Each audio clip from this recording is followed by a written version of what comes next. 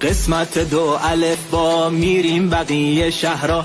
مثل آذربایجان، آران و آبدانان، اردبیل والا، اصفهان زیبا، به بندر بابوشهر، بجنورد و بم پر از مهر،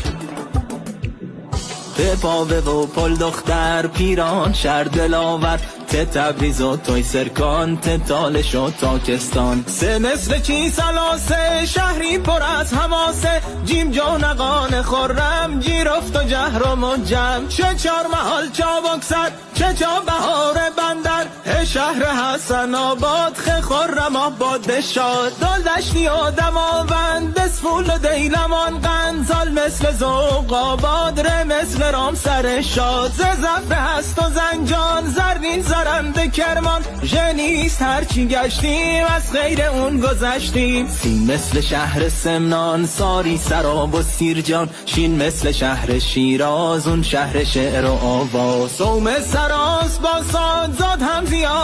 آباد، تا طالقان و تارام، زا هم اومد به یادم،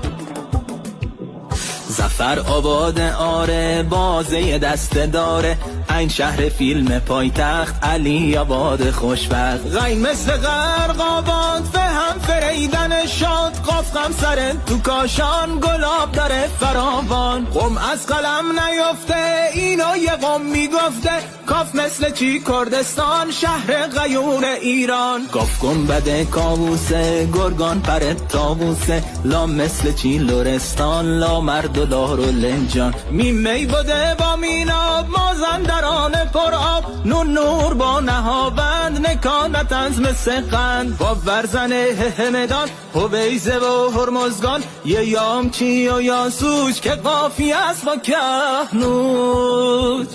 پروردگار رحمان، از ما بلا بگردان، دور از دروغ بادا، دامان پاک ایران، دامان پاک ایران.